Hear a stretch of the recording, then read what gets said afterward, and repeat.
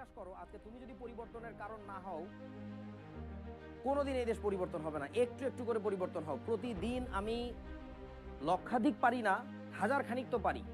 স্টুডেন্টদের মনের মধ্যে, যারা দেশ চালাবে আর বছর খানিক পরে ইনশাল্লাহ, তাদের মনের মধ্যে আমি পরিবর্তনের বীজ বুনি। একটু একটু করে পরিবর্তন হবে। এদের সবার পারা লাগবে না, এদের সবার দেশ পরিবর্তনের সাহস নাই, আমি জানি, কলিজা নাই। ওই কলিজা এদের মধ্যেকার 10%-এর তো হবে ইনশাল্লাহ, 15%-এর তো হবে, 5%-এর তো হবে। ওই 5% আরও ছড়াবে।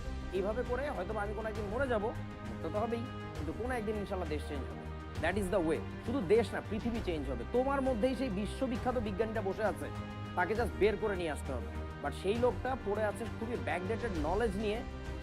সে তো আসলে কোনোদিন বিশ্বের নেতৃত্ব দিবে না, সে তো সবসময় স্লেভ হবে, দাস হবে। ওকে যা বোঝানো হয়েছে ওইটাই। বাট আমি কিন্তু কখনো তোমাদেরকে বলি না যে আমার কথাটাই নিতে হবে। আমি তোমারে 10 রকম রাস্তা খুলে দিচ্ছি, যে এইটুকু বইতে আছে, এইটুকু উইকিপিডিয়া আছে, এটা ইন্ডিয়ান বইতে আছে, এটা বিদেশি বইতে আছে, এখন ভাই তোরা দেখ। এইটুকু আমার গুরু বলছে।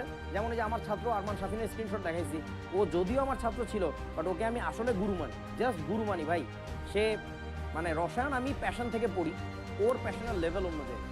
আমি তো ইঞ্জিনিয়ারিং ছেড়ে দিয়ে পিওর কেমিস্ট্রিতে পড়তে পারি না। ওই ছেলে বুয়েটে চান্স পাওয়ার পরেও সে বুয়েটে 140 অথবা 240 কিছু একটা মেরিট পজিশন ছিল।